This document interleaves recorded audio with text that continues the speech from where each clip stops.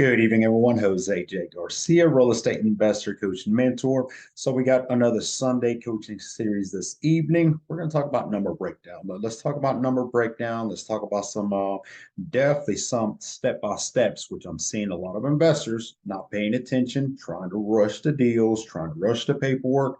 Wrongos. That you start getting into the legality side, you're going to get yourself in trouble. So we'll go through a few of those steps. But welcome, good evening. It's a coaching we do every Sunday, 8 p.m. EST time here live on Instagram. It's also live on Zoom on the background, which gets recorded, gets put on our YouTube. You can find it through GarciaMHU.com. And check out the replay if you like as well. So, but all right, let's talk about the numbers here in 2 seconds. So let's talk about the weekend. We had a phenomenal weekend, networking, branding, marketing, advertising. It was hot. I got a tan. It was hot out there. So we were at the Rick Ross event, the car show. It was good. It was good overall. It was a lot of people out there. I mean, thousands of people out there. I mean, just a massive event. The event itself was actually sent to me by the investor who was actually out there with me, Mr. Nick. So we went together. Nick is also a mobile home investor. And we spent some time out there meeting people, talking to people. And again, it leads to connections. Now, out of all the people that we spoke to, some may become a investor investment connection. You never know. It's always one of those. Most times I think you meet a lot of people almost like a bridge. The people you meet are not those that you'll go out and do business with, but they know somebody that may know somebody, and it just runs that way. And I get calls all the time, and I'll be honest, sometimes I don't remember the individuals I meet, but somebody will call me, hey, I'm looking for Jay. Yeah, I'm thinking about investing in mobile homes. I got your number from so and so.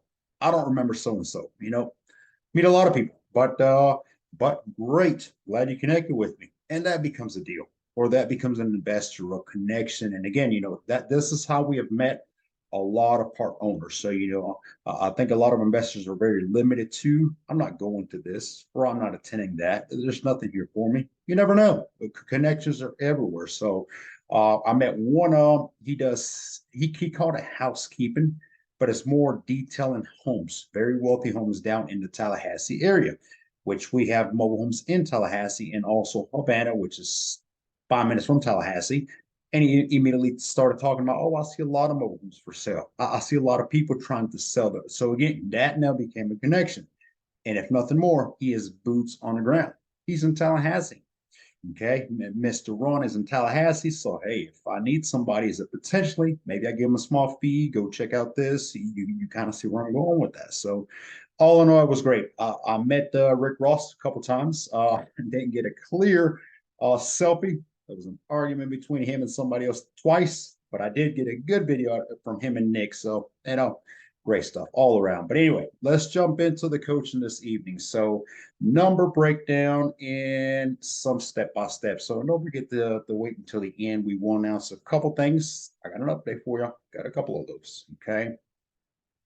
Number breakdowns, lot rent. So, when you're thinking about the whole investing in a mobile home, it's putting all the numbers together for a budget. I miss this means that's another expense. It's no longer an investment, because if you added all these numbers together and you missed one item or two items, or whatever it may be, now that's more into the budget that obviously wasn't part of. Now could be an expense. So when I add all my numbers together, lot rents, material, labor, holding, utility, the expenses of the mobile home, everything, I come up with a number, and based on that number, I will decide, yes, that's a good deal, or I can take on this deal. Okay. And because there's no deal the same, there's no investment the same. So that being said, you're always paying attention to, will this make sense on the final ROI, return on your investments? And if it does, then obviously you go after it. Okay. And this is why I talk about the mobile home itself is not as important as the numbers, because those have to make sense. Now, if I missed insurance, I missed partial materials, well, that's a whole nother expense that now, if I had those numbers before, I would not have taken that deal. So you got to pay attention to you got to put everything in order. And I tell every investor is never try to force a deal that is not a deal. It is very seldom that when we put a budget, guys, we save 2,000, 3,000. Don't work that way. We had a budget for a reason. Now, what does end up happening is we have the oh my gosh moments. Something came up, maybe there was mold, maybe there was issues, I don't know, but those were all more expenses. How bad of an investment will it be if there's more investments, more expenses in there? And breaking the budget has happened, but again, maybe some of that could be in okay. This is one of those more learning investments because we didn't do as great as we thought we did. But then you can always change that because now instead of it being a flip, I'm going to have to rent it, maybe a year, 2 years, maybe do Airbnb on it, and then I'll convert it into a flip or lease option, whatever it may be. You can make profits that way. And that's another thing is, thinking in a sense of extensive passive income is, you shouldn't be trying to flip every mobile home. But anyway, let's law rent insurance. Okay. These are the things to keep in mind is there's an insurance. You got to have insurance on it. Last thing you want to do is life happen, a tree fell on it, fire happened, thunderstorms, you never know. You have 10,000 into a mobile home and it blows away tomorrow. Now what? Hey, you got nothing, right? You just got a story to tell. So you don't want to do that. Insurance is not expensive, by the way. A lot of people, a lot of you investors message me, say, I don't even want to look into insurance. Maybe you should, or maybe you shouldn't look at where you're looking. Maybe you're talking to the wrong people. If you're interested, by the way, I will say it live on here. Send me an email, j@garciamhu.com. I'll send you a connection. I have a couple connections, insurance. They can give you a quote at no fee. So, I don't want to see nobody's homes getting destroyed because you thought insurance was too expensive. So, but let me see, you got insurance, you got the material list, you got the labor, which is the contractor, handyman, either or, both. You got the lot rent, which would be holding cost. If there's a lot rent while you're rehabbing the mobile home, there's a fee on that. The utilities, I suggest that all of you put the utilities. Contractors, handymans, I know they have power tools, some have generators, some work in the night, they don't need no light, whatever it may be. That's fine and all, but you cannot test certain receptacles, lights, plumbing, etc., unless the utilities are on. When the contractors and handymen are done in my homes, I want the home to be done. Not, hey, we missed something back there. We got to go back. And I assure you, when you do miss an item, no matter what it is, as soon as you sell it or rent it, that resident will call you real quick. It's always at the worst time. It's like, hey, this is not working. Hey, this is leaking. Hey, this doesn't. Okay, so you don't want to deal with that. Don't push problems down the road. They're going to get worse. But and put them all together. Put all those numbers together, add them up, and now does it make sense as an investment? Like I said, there's no deals the same, no investments the same. It's based upon that. Let's see, and I'll answer a couple of these things here on Instagram here in a few minutes. So, yes, so the step process. Every community, every park. Let's not call them trailer parks anymore. Every park, every community park has different rules, different regulations. Most of them, for the most part, is the same. You'll see little changes here and there. Some say no pets, some say one pet, some says no pets outside on the inside. Little changes like that. But usually the more strict of rules are on the resident. Anyone over the age of 18 must complete a thorough criminal background, credit history, et cetera, et cetera. Now, some communities that we do business with, we handle all the above. Some communities we do not, and they will not allow that. Now those are bigger parks, corporations, you kind of name it, so everything goes through their system. That being said, however, is when you are selling or when you're renting, you have to follow that step process. And here's where I see a lot of you investors. Okay, you've had your home on the market for a little while, hopefully not too long a while. Okay, and now anyone that wants to live in it or buy it, you're willing to sell it. But what you're forgetting is that if your name is on the line, okay, you're thinking long term, building relationships. That's what you're doing. So you never want to burn one just to get out of something. And it's typically, I don't want to pay lot rent again. Well, you knew that was a process because it's part of holding anyway. And I'd much rather pay one more month or a couple more months worth of lot rent than to put somebody I don't need in that community or somebody's not going to get approved. Okay. I saw an investor, I see more than one. They didn't go through the systems again in the background. The buyer, of course, was in a hurry.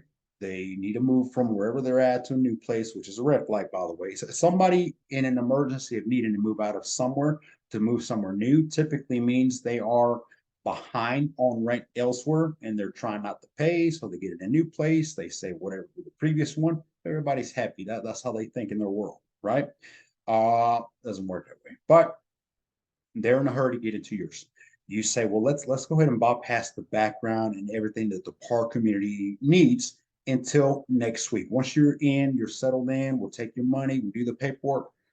That is exactly what you don't want to deal with because then they're in your home. You've done an agreement, I hope, some type of agreement with them.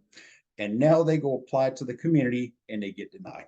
Could have been for background, could have been for not enough, or these communities do require that the residents make X amount of money that they obviously show that they can pay, or they get denied. And of course, in criminal credit, that could also take effect in a sense. But these things happen. So what do you do? In a sense, you already got somebody in your home, you've already done some type of legal paperwork, and you've already taken their money. Now they're in your home. If the community says no, we don't approve them for this or that, obviously you're not going to tell them, well, they're already in there. If you tell them they're already in there, then you're going to get evicted too, and there's all kinds of even a bigger problem. What do you do in that sense? Do you go back to the residents and say, hey, you didn't get approved, so I got to give your money back. You got to move out. You can give them their money back. You can void the agreement, but I'll tell you, they're not going to move out. That's going to become an eviction that now you have to go to court. And if they know how to play the system, you sign a legal form that said they couldn't move in. Okay, that's on you if you didn't follow the steps. So you see what I mean? It's a circle. I know that could be a delay. And I mean, we have one community in specific I can think about, Central Georgia. Used to be a very easygoing community. We could talk to director, management, supervisors, whoever. They've grown more and more corporation, et cetera. One of those where they send you to somebody else. You never end up with an answer. But that being said, it takes them anywhere from 7 to 12 days to do a background. Now, as an investor, you know that people don't have 12 days or 7 days. If somebody's applying somewhere, that's the perfect way to discourage them by taking a while to approve them. And they know it's not us, but it doesn't matter. They got somewhere they need to move to and they got the money and they just need to move. So, but again, you got to slow down a little bit. You got to slow down and do that process step by step because you don't want to get yourself caught up into that. Now, that in regards, I'll go back to never have a product before you have a buyer. The Apple's method way is always have a buyer and then create the product, which makes it easier and easier because if I have a list of buyers, a list of tenants available, well, I know what to shop for. I know that Joe needs a 3-bedroom. I know that Jamie will only rent if I have a double wide or a single wide with 4 bedrooms. They make them. They do make them. They're called special edition mobile homes. We've actually owned 2 of those. They sold very quickly for very good profits, by the way. 4-bedroom, 2-bath, single wides. Yes, 16 by 80. They're massive. They're massive mobile homes, but have a buyer. I'll always have a buyer first. And when I say have a buyer, I don't mean just know someone that is interested. That's great. I want a list of those too, but I want somebody that's willing to go ahead and do a background. What if somebody could go ahead and do a background and do everything thoroughly and have pre-approval? We've had a lot of those that way, waiting on us to come up with product, obviously come up with mobile homes, and it was smooth transaction at that point. So, okay. Here, let me shift from Zoom to Instagram for a second. And also a couple here. So I do pay attention to the Instagram. Is there a standard rate associated with moving a mobile home? Does it depend on? That's not what we're talking about today. We're not talking about moving mobile homes. I want to move them all. But yes, absolutely. There is a standard. No, it depends where you're at. The market, the area, the distance, all make a difference. Typically, if it's a single wide mobile home on a 50-mile radius, you're looking anywhere from. Now, I'm going to talk about the Southeast because that's where we're at. If you're in Texas, California, New York, don't use these numbers. That's nowhere near 3,000 to 5,000 for a single wide. That's from point A to point B transportation. They'll take it from point A over to point B. They'll set it down, level the home, strap it, and they're gone. You're still going to need somebody to do the hookup utilities, decks, skirting, whatever, that sort of thing. If it's a double wide, you're not looking at double the cost. You're looking at almost triple, if not more.